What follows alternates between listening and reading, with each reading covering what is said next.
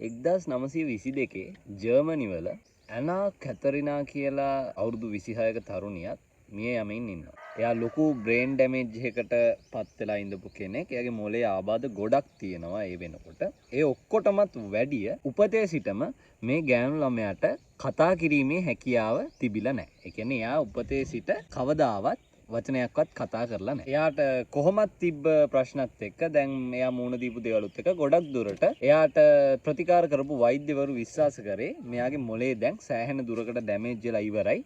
මෙයා දැන් මරණයේ අභියස ඉන්නේ කියලා. ඉතින් මේ ඇනා කැතරිනාගේ අවසන් හෝරා කීපේ කිසිම අන්යුෂුවල් දෙයක් නැහැ. එයා ඉඳපු වෝඩ් එකේ ඒ වෙනකොට ඉඳලා තියෙනවා එතන යහල පහලම ඒ අදාළ ආයතනයේ ඩිරෙක්ටර් සහ එතන චීෆ් ෆිසිෂියන් ඉඳලා තියෙනවා. එකපාරම මේ බ්‍රේන් ඩැමේජස් ගොඩාක් සිද්ධ වෙලා ඉඳපු මේ ඇනා කැතරිනා සහ උපතේ සිටම කතා කරන්න බැරුව ඉඳපු ඇනා කැතරිනා ඒ හැමෝම පුදුම වෙන විදිහට සින්දුවක් කියන්න පටන් ගන්නවා. ඒකෙත් විශේෂත්වය එයා කියන්න තෝරගෙන තියෙන සින්දුවේ කියවෙන්නේ එයා does the soul finds its home කියලා. ඉතින් සාමාන්‍යයෙන් පැය භාගයක් විතර තිස්සේ මෙයා මෙහෙම සින්දුව කියලා එයා මිය ගිහිල්ලා තියෙනවා. එයාගේ අවසාන පැය භාගයේ ඊටාම පුදුමාකාර විදිහට හිස්ටරි එකට මතකයක් ඉතුරු කරනවා. සුපර්නැචරල් එක්ස්ප්ලනේෂන්ස් වලට යන්න කලින් ඇත්තටම මතුවෙන ප්‍රශ්නය තමයි කවමදාවත් ලැන්ග්වේජ් එකක් භාවිතා කරන්න පුරුදු වෙලා තිබුණේ නැති ඒ මොළය සෑහෙන දුරට ඩැමේජ් වෙලා තිබ්බ මේ මොළය කොහෙන්ද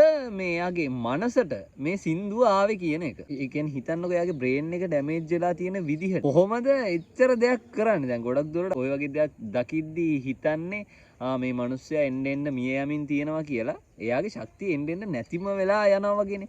මේක මෙයා අවසන් හෝරා කිහිපෙක මෙයාගේ මොළය ජීවිත කාලේ වැඩ කරලා හොඳට වැඩ කරලා තියෙනවා. නැත්නම් කොහොමද කවදාවත් කතා කරන්න බැරුව ගියපු මිනිස්සයා සින්දුවක් කියන්නේ. එතකොට අපිට ප්‍රශ්නයක් එනවා මේ ඇනා හැම වෙලේම එතන හිටියද?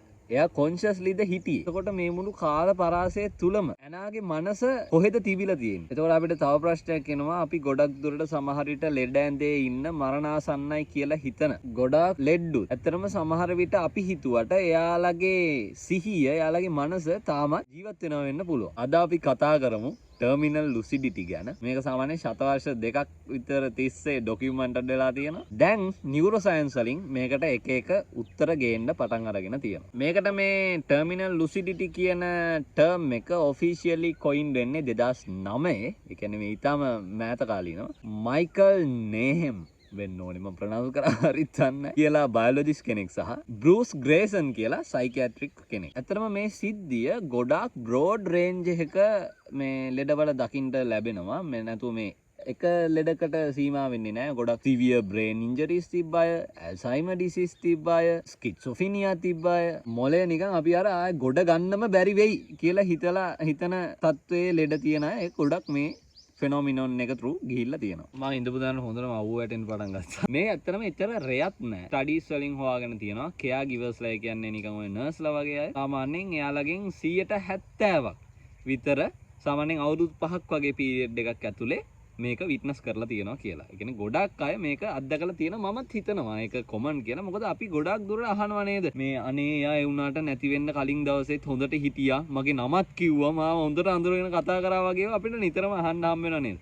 ඔයාලට මේ වගේ අත්දැකීම් තියෙනවා නම් කමෙන්ට් එකක් දාන්න. එතකොට මේ ටයිම් පීරියඩ් එක, ඒ කියන්නේ ටර්මිනල් ලුසිඩිටි ඇති වෙන කාල පරාසය සාමාන්‍යයෙන් විනාඩි 30 සිට පැය කිහිපයක් දක්වා යන්න පුළුවන්. ස්ටඩීස් වලින් හොයාගෙන තියෙනවා ටර්මිනල් ලුසිඩිටි එක ඇති වෙලා 143ක් පේෂන්ස්ලා පැය 24ක් ඇතුළත අනිවාර්යෙන් නැති වෙනවා කියලා. 166ක්, ඒ කියන්නේ අර 124ත් ඇතුළුව 166ක් දවස් දෙකක් වගේ ලාස්ට් වෙනවලු. ඒකත් ඉන්ක්ලූඩ් කරලා 184ක් සතියක් වගේ ඇතුළත නැති වෙනවලු. ඒ කියන්නේ මේක ඇති වෙලා ගොඩක් දුරට සතියක් වගේ යනකොට පේෂන්ට් මරණයටපත් වෙනවා. ගොඩක් කෙයාගිවර්ස්ලා මේක මේ අර ඩබල් එජ් සෝඩ් එකක් හැටියට කියනවා. මොකද ඇත්තටම හිතන්නකෝ අවුරුදු ගාණක් තිස්සේ කතා නොකර වචනයක්වත් කතා කරගන්න බැරුව කාවවත් අඳුර ගන්න බැරුව ඉඳපු මිනිස්සයා පාර සිහිය ඇවිල්ලා හොඳට කතා කරලා අඳුරගෙන තාම දරාගන්න බැරි සතුටක් දීලා පැය භාගයක් ඇතුළත නැවතත් මිය ගියාම දරාගන්න බැරි සතුටක් සහ තරාගන්න බැරි දුකක් එනවා නේද? ඇත්තටම හරිම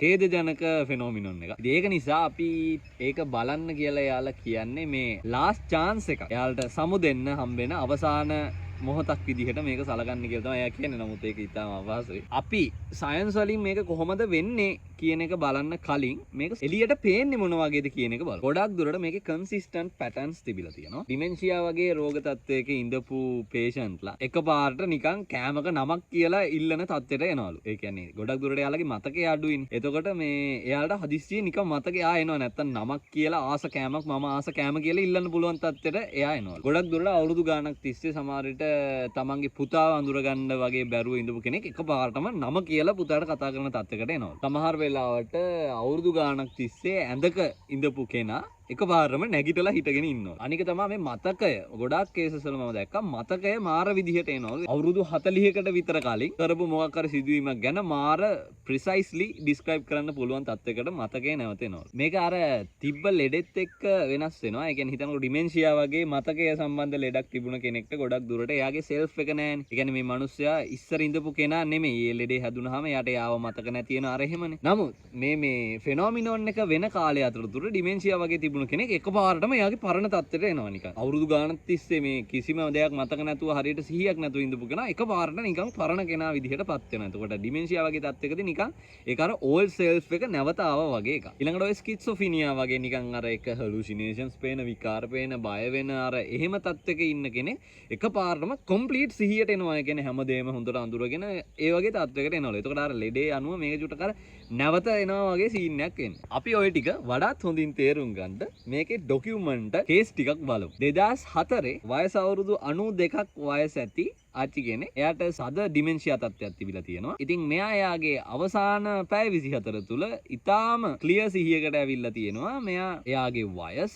එයා ඉඳපු තැන, මං කොහෙද ඉන්නේ, එයාගේ පවුලේ අයව, එයාගේ වටේ කවුද ඉන්නේ වගේ ඒවා නිකන් ෆුල් ක්ලැරිටි එකේ එයාට දැනගන්න පුළුවන් වෙලා තියෙනවා. එයා ඒක සිදු වෙලා පැය 24ක් ඇතුළත මරණයට පත් වෙලා තියෙනවා. මේක නම් ඊටාම පුදුම සාගත කේස් එකක්. 1822 අවුරුදු 17ක් වයස ඇති ළමයෙක්ට ඊටාම භයානක තත්ත්වයේ මේ බ්‍රේන් ඉන්ජරි එකක් වෙලා තියෙනවා. ඒ කියන්නේ මට මතක විදිහට ඇණයක් ගිහිල්ලාද කොහෙද. ඉතින් මෙයා අවුරුදු 6 දී තමයි ඕක වෙලා තියෙන්නේ. මෙයා අවුරුදු 10ක් විතර තිස්සේ මේක නිසා අපහසුතාවයටපත් වෙලා තියෙනවා. ඉතින් මෙයා එකපාරටම සිහිය නැති තත්ත්වයකට ගිහිල්ලා දවස් 18ක් සිහිය නැතුව ඉඳලා තියෙනවා. 19 වෙනි දවසේ ඉතාම පැහැදිලි විදිහට මෙයා නැවත සිහියට ඇවිල්ලා තියෙනවා. එයා කතා කරලා තියෙනවා ගෙදර ගිහිල්ලා මොකද කරන්නේ, මම ඉස්සරහට මොකද කරන්නේ වගේ දේවල් මාර ක්ලැරිටි එකකින් කතා කරලා තියෙනවා. ඒ කතා කරලා විනාඩි 15ක් ඇතුළත මෙයා මරණයටපත් වෙලා තියෙනවා. 2020 කොරියාවේ මේ වගේ දේවල් සම්බන්ධ මොකක් හරි හොස්පිටල් එකක් වගේ එකක එයා හොඳටම දැකලා තියෙනවා පැටර්න් එකක්. Advance dementia. අර මං කියපු නිකන් අර සෙල්ෆ් එක නැති වෙන තත්ත්වයේ ලෙඩවල ඉන්න අය ගොඩාක් දුරට අවසාන පැය 24 තුල ඒ වගේ එපිසෝඩ්ස් වලට එනවා. ඒකට තුන මේක ගොඩක් කොමන් දෙයක් විදිහට අපිට ගොඩාක් ඩොකියුමන්ටඩ් කේස් තියෙනවා මේක ගැන. පුටුවක් අරන් ආව හරි අමාරු යන්නේ වගේ පස්සරි දෙනවා. මේ සිදුවීම එක්ස්පීරියන්ස් කරන අයට ගොඩක් දුරට ඒක අර ස්පිරිචුවල් දෙයක් වගේ දැනිලා තියෙනවා. මොකද හිතන්නකෝ එයා දෙන ඒ ටයිම් එකේ ක්වොලිටි එක, ඒ කන්වර්සේෂන් එකේ ක්වොලිටි එක සහ එයාලගේ මූණේ තියෙන අර බ්‍රයිට් ඒ එක්ස්ප්‍රෙෂන්ස් නිසා මේක ගොඩක් අර ස්පිරිචුවලයිස් දෙයක් විදිහට එයාලගේ ඔළුවට ගිහිල්ලා තියෙනවා. අනික් එක හිතන්නකෝ මේ ඇනා කතරිනාගේ සීන් එක මම අර මුලින්ම කියපු එකේ ඒකේ එයා නිකන් සිහියාව නෙමෙයිනේ ජීවිතේට කතා කරපු නැති කෙනෙක් සින්දුවක් කිව්වා. එතකොට ඒකේ තියෙන අර අමුතු විස්තර කරන්න අමාරු නිකන් සුපර් නැචරල් ස්වභාවයක් තියෙනවා. මේක නිසා එක එක කල්චර්වල දැන් ළඟදී මේකට ඔය ටර්ම් එක කොයින් කරාට ළඟදී අපි ඕක නියුරෝ සයන්ස් ත්‍රූ අඳුරගත්තට මේක යදියාප එකක් වෙන්න ඉඩක් නැහැ. මේක ඉස්සර ඉඳන් තිබුණ කතන්දරයක්. ඉතින් ඔය සුපර්නැචරල් ස්වභාවයත් එක්ක මිනිස්සු එක එක කල්චර්වල කොහොමද මේක විස්තර කරලා තියෙන්නේ කියලා අපි බලමු. මේ MRI EEG වගේ ස්කෑන්ස් එන්න කලින් ඉඳන්ම මේක තිබිලා තියෙනවනේ.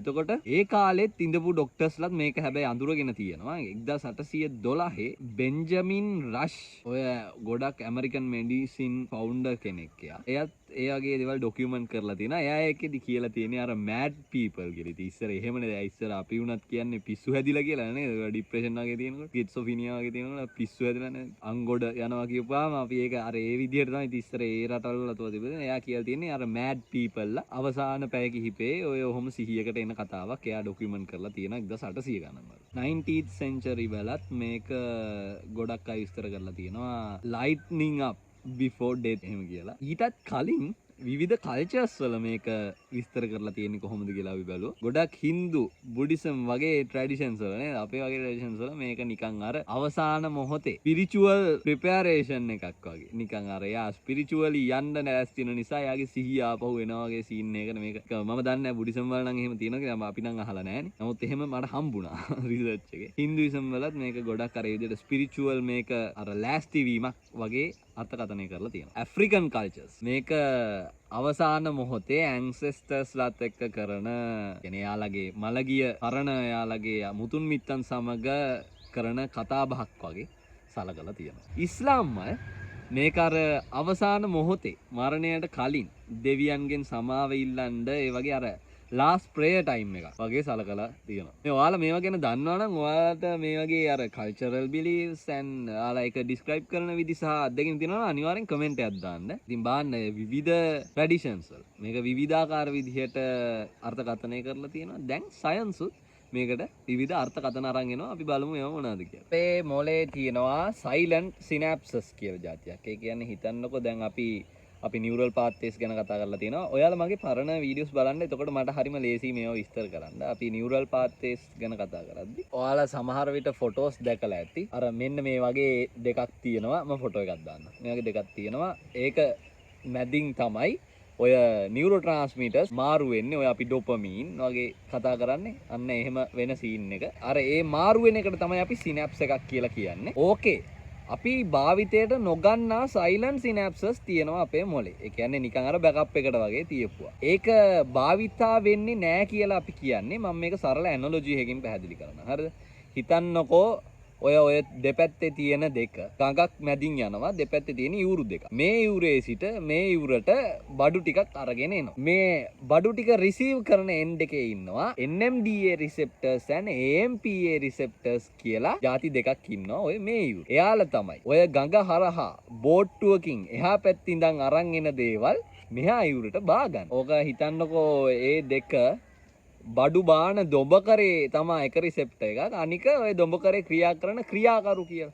ඔය සයිලන්ට් සිනැප්සස් වලදී ඔය ක්‍රියාකරුවන් නැහැ. කියන්නේ බඩු ටික තියෙනවා. ඒ වුණාට වැඩ කරන කට්ටිය නෑ වගේ සීන් එකක්. එතකොට ඒව පාවිච්චි කරන්න පුළුවන්. නමුත් මොලේ ඒකට වැඩ දාලා අර වැඩකාරයෝ දාලා ඒක භාවිතයට ගන්නෙ නෑ. අර තියෙන අපේ ඔය ලංකාවේ තියෙන එක වනේ බඩු තියෙනවා පාවිච්චි කරන්නේ නෑ. හරියට නියාමනය වෙන්නේ නෑ. අතහැරලා දාපුවා නෙමෙයි. අර බෑකප් එකට වගේ අපේ මොලේ ඔය සයිලන්ට් සිනැප්සස් තියෙනවා. දශක ගණනාවක් තිස්සේ අපි හිතන් හිටියේ ඇඩල්ට් බ්‍රේන් එකේ වැඩිහිටි බ්‍රේන් එකක ඔය සයිලන්ට් සිනැප්සස් ඒ කියන්නේ භාවිතයට නොගන්නා ඔය සිනැප්සස් තියෙන්නේ හරිම අඩුවෙන්. ළමයින්ගේ තමයි ඒක වැඩිපුර තියෙන්නේ කියලා තමයි අපි කාලයක් තිස්සේ දශක ගණනාවක් තිස්සේ හිතාගෙන හිටියේ. නමුත් මේ මෑත කාලීනව මීයන් වගේ භාවිතා කරලා කරපු ඇනිමල් මොඩල්ස් වල කරපු පරීක්ෂණ වලින් හොයාගෙන තියෙනවා. ඇඩල්ට් බ්‍රේන් එකෙත් ඒ සයිලන්ට් සිනැප්සස් ගොඩක් තියෙනවා. භාවිතයට නොගන්නා පාර්ට් ගොඩක් තියෙනවා. අපි හිතුවට වැඩිය 10 ගුණයක් වැඩිපුර මේ ඇඩල්ට් බ්‍රේන් එකේ මේ බෑකප් තියෙනවා කියලා. දැන් ඕක මෙහෙම හිතන්නකෝ අර මං කියපු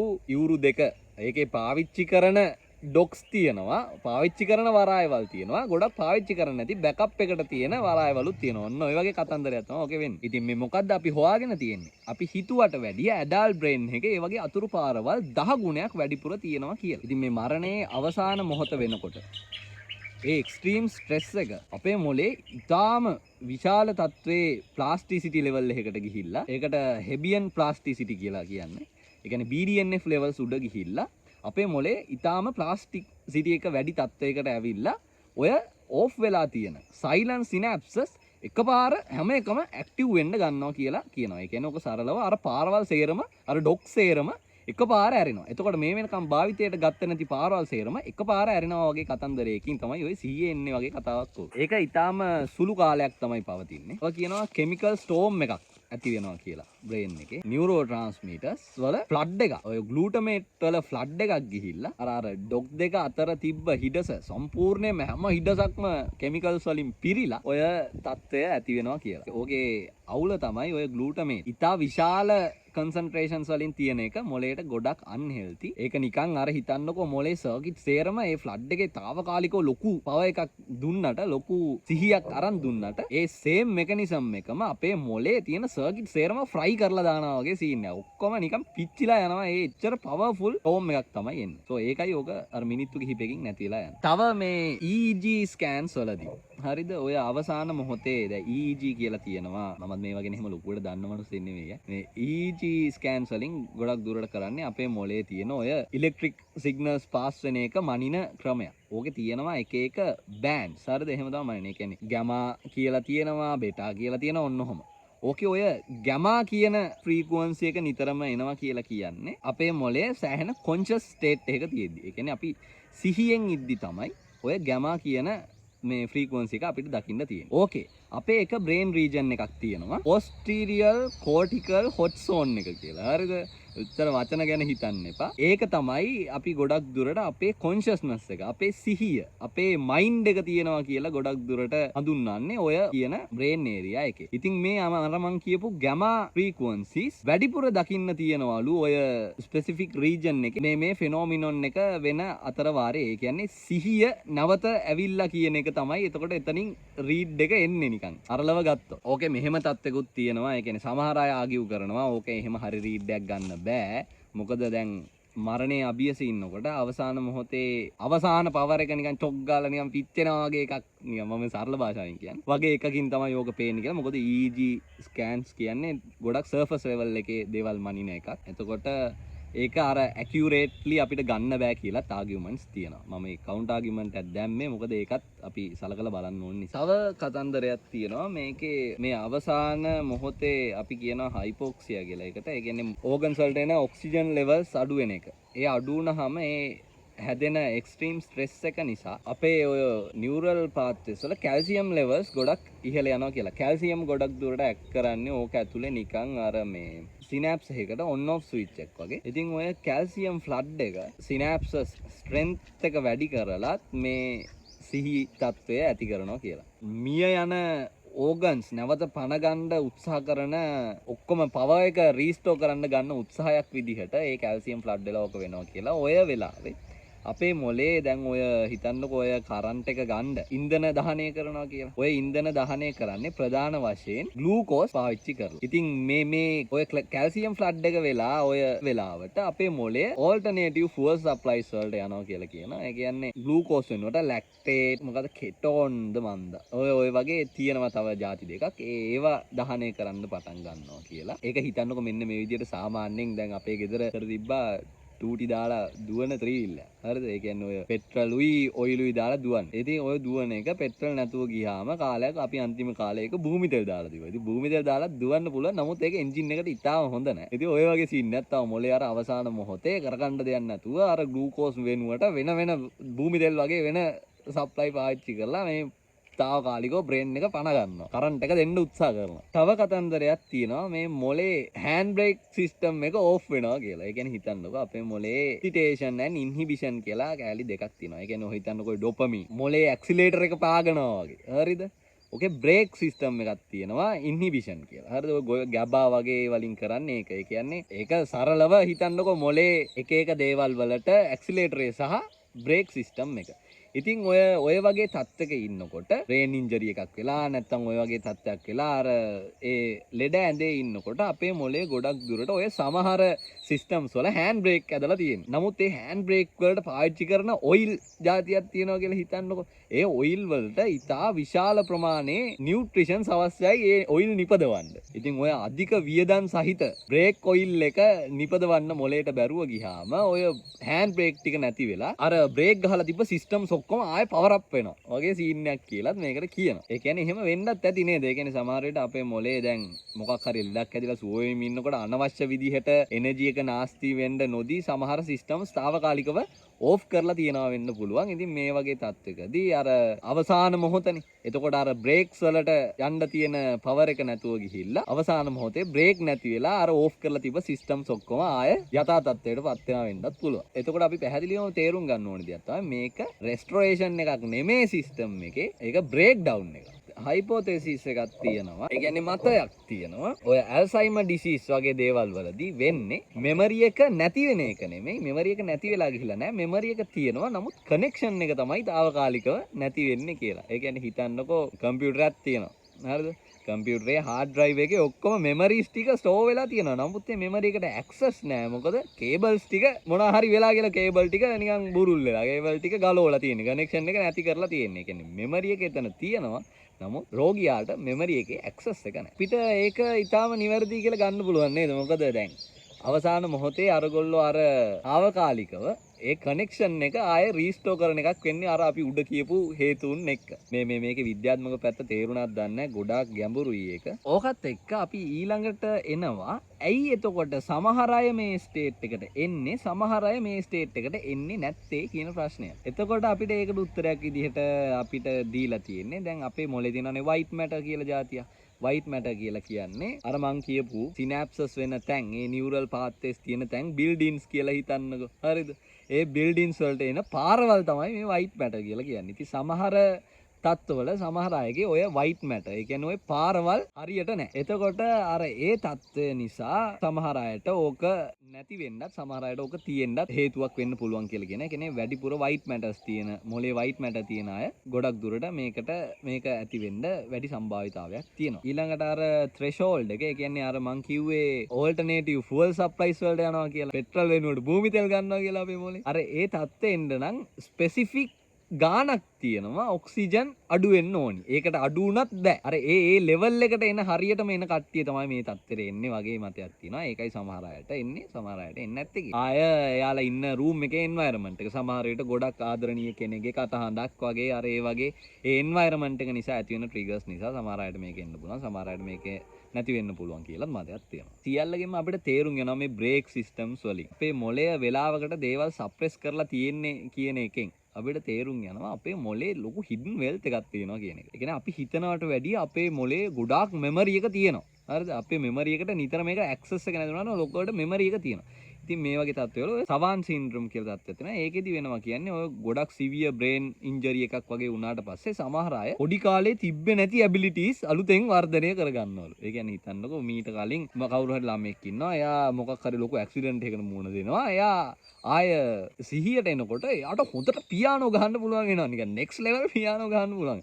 අර ඒ වගේ තිබ්බේ නැති ඇබිලිටිස් එනවා. සවාන් සින්ඩ්‍රෝම් කියලා ගත්තනේ. ඉතින් ඒකේ පැටර්න් සහ මේක ඊටාම ළඟින් යනවා. ඉතින් ඒ වලදී වෙන්නේ අපේ මොලේ අර රීවයර් වෙලානේ ඒක වෙන්නේ. ඉතින් හිතන්න අපේ මොලේට ගොඩාක් ඇබිලිටිස් තියෙනවා. අර අපි නිතරම පාවිච්චි කරන්නේ මොනවද අපිට අවශ්‍ය මොනවද කියන එක මත අපේ මොලේ සමහර ඒවාට බ්‍රේක් ගහලා සමහර මෙමරිස් වලට ඇක්සස් නැති කරලා අර අවශ්‍ය දේ විතරයි අපිට ඇක්සස් එක දෙන්නේ. අපේ මයින්ඩ් එක ගොඩාක් දේවල් වලට කේපබල් කියන එක අපිට මේකෙන් තේරෙනවා. එහෙම වෙන්න ඇති. මොකද හිතන්නකෝ දැන් අපිට මතක තිබ්බොත් ජීවිත කාලෙම වෙච්ච ඔක්කොම තීරණයක් ගන්න ගියාම එහෙම කොහොමද කියන්නකෝ තීරණයක් ගන්නෙ? ඒ කියන්නේ හැම වෙලේම මොලේ නොයිස් එක වැඩිනේ. ඉතින් ওই නොයිස් එක ෆිල්ටර් කරන්න හැම වෙලේම අපේ මොලේ නිකන් සමහර කනෙක්ෂන්ස් ඕෆ් කරලා පොඩි ෆිල්ටරේෂන් සිස්ටම් එකක් ඇති. ඉතින් මේ මරණයේ අභියසදී ඔය ෆිල්ටරේෂන් සිස්ටම් එක ඕෆ් වෙනවා. ඒ ඕෆ් වෙලා ඔය සියල්ලටම එකපාර ඇක්සස් හම්බෙලා අලුත් පාත්වේ සැදිලා ඔහොම වෙන්න පුළුවන්. ඉතින් මේ ෆෙනොමිනොන් එක මෙඩිසින්ස් වලට ඇත්තටම කොහොමද පාවිච්චි කරන්න කියලා දැන් ගොඩක් දුරට කතන්දර ඇවිල්ලා තියෙනවා. ඒ කියන්නේ හිතන්නකෝ ඩිමෙන්ෂියා වගේ තියෙන අයගේ දැන් මේක අනුව අපිට පෙනියනවා මෙමරි එක එතන තියෙනවා කනෙක්ෂන් එකයි නැත්තේ කියලා. ඉතින් ගොඩක් දුරට සමහර විට ඉස්සරහට දැන් මේක తాවකාලිකව එතන මරණයේදී ගන්න පුළුවන් නම් සමහර විට අපිට ඒක බේතක් විදියට ගත්තොත් ඩිමෙන්ෂියා අයට ට්‍රීට් කරන්න පුළුවන් වෙයි. වගේ තත්ත්වයක් තියෙන නිසා දැන් ඒ සම්බන්ධව රිසර්ච් යනවලු. ඉස්සරහට සමහර විට මෙඩිසින් හොයාගනි. එහෙම. ඉතින් රිසර්චර්ස්ලා ඔය නියුරෝමොඩියුලේෂන් තෙරපිස් සහ ඔය මයික්‍රෝඩෝසස් සයිකඩෙලික්ස් පාවිච්චි කරලා මයික්‍රෝඩෝසස් වලින් ඔය ඩ්‍රග්ස් වගේ දේවල් පාවිච්චි කරලා ඔය කියන්නේ LSD සිලසයිබින් වගේ ඩ්‍රග්ස් පාවිච්චි කරලා මොලේ ප්ලාස්ටිසිටි එක වැඩි කරලා ඉතින් ඔය මරණයේ අවසාන මොහොතේ එන ඔය චූටි එකක් වෙනුවට මේක ගොඩක් ලොකු ටයිම් පීරියඩ් එකකට එක්ස්ටෙන්ඩ් කරගෙන අර ඒක ට්‍රීට්මන්ට්ස් වලට යන්න පුළුවන් ක්‍රම තියෙනවාද කියලා දැන් රිසර්චර්ස්ලා හොයමින් ඉන්නවා. ඉතින් මේ වගේ තත්ත්වයක ඉද්දි අනික දැන් අපි මේක බලන්න ඕනි අර කිව්වත් වගේ ෆයිනල් ගුඩ් බයි එකකට chance එකක් විදියට නේද? අපි මන් දන්නේ නැහැ මේක මට නම් පෞද්ගලිකව මේක හම්බෙලා නැහැ. නමුත් මං අහලා තියෙනවා ගොඩාක් අය මේ කතන්දරේ කියන. ඉතින් අපි ඒ වගේ තත්ත්වයක් දැක්කොත් ගොඩක් දුරට අපි ඒකට ට්‍රීට් කරන්න ඕනේ නිකම් ෆයිනල් ගුඩ් බයි එකකට හම්බුන chance එකක් විදියට නේද meaningful සමු ගැනීමක්. සහ අර මං කිව්වා වගේ මේක සමහර අයට ඇති වෙන්න environment එක බලපානවා. ඉතින් අපිට සමහර විට අවසාන මොහොතේ environment එක ඒ විදියට සකස් කරොත් අපිට මේ වගේ එකක් ට්‍රිගර් කරගන්න මම දන්නේ නැහැ ඒක ethical ද නැද්ද කියලා. නමුත් එහෙම පුළුවන් නේද? මේ සියල්ලගෙම අවසානයේට අපිට හිතන්න පුළුවන් මොකද්ද? මයින්ඩ් එක සිහිය මනස කියන එක අපි ගොඩක් දුරට මමත් පෞද්ගලිකව නිකන් මොලේ තියෙන්නේ වගේ එකක් තියෙනවා නේද මොලේ නැතුව ගියා දැන් අපි ගොඩක් දුරට මරණේ ඉන්න කෙනෙක් දකින්නේ කොහොමද ඩිම් වෙන ලයිට් බල්බ් එකක් වගේ චුට්ට එළිය අඩු වෙලා යනවා වගේනේ නමුත් ඇත්තටම එහෙම දෙයක් නෙමෙයි වෙන්නේ නේද මයින්ඩ් එකේ බ්‍රේන් එකේ තියෙන කනෙක්ෂන් එක කොච්චර ශක්තිමත්ද කියන එක ප්‍රශ්න කරනවා මේ ටර්මිනල් ලුසිඩිටි කියන ෆෙනොමිනන් එක අපි හිතනවාට වැඩිය මේ මනස ඊටාම සංකීර්ණ දෙයක් අපේ මොළය ඊටාම සංකීර්ණ දෙයක් අපි දන්නේ නැහැ ඇත්තටම අපි දන්න දෙයක් නැහැ ඉස්සරහට හොයාගන්න පුළුවන් ඒද දන්නෙත් නැහැ මේක සාමාන්‍යයෙන් මම කරනවා වගේ ගොඩාක් හෙල්ප්ෆුල් වීඩියෝ එකක් නෙමෙයි වෙන්න ඇති නමුත් මම හරිම මේක පුදුමයි සහ අපේ මයින්ඩ් එක කොච්චර සංකීර්ණද කියන එක මේකෙන් දෙන්න පුළුවන් නේද කියලා මට හිතුන නිසා මම වීඩියෝ එක කරේ ඔයාලා දෙයක් ඉගෙන ගන්න ඇති කියලා මම හිතනවා අපි මේ වගේ දේවල් ගැන කතා කරමු. සම්පූර්ණයෙන් තේරුම් ගන්න බැරිනොත් පුළුවන් තරම් අපිව තේරුම් ගන්න, අපේ මොළය තේරුම් ගන්න, අපි කොහොමද ෆන්ක්ෂන් වෙන්නේ? අපි මොනවටද වය වෙලා තියෙන්නේ කියන එක මත මේන්ලි දනම් වෙලා කොහොමද අපි හොඳින් ෆන්ක්ෂන් වෙන්නේ කියන එක හොයන්න අපි මේ ජර්නි එක කන්ටිනියු කරමු. එන ඔයාලගේ අදහස් කමෙන්ට් එකක් දාන්න, ඔයාලගේ එක්ස්පීරියන්ස් තියෙනවා නම් කමෙන්ට් එකක් දාන්න. මේ වීඩියෝස් මම එක්ස්පෙරිමන්ට් ලෙවල් එකේ යන්නේ. ඉතින් මීට වැඩිය ක්ලැරිටි එක එන්න මම වැඩි කරන්න උත්සාහ කරනවා. එහෙනම් අපි ඊළඟ වීඩියෝ එකෙන් හම්බෙමු. අලුත් දේවල් ඉගෙන ගන්න stay curious. ඔයා දන්න දේ අනික් අයට කියලා දෙන්න. මේ දැනුම ෂෙයා කරගන්න. Better people, better society. එහෙනම් සෙට් එක.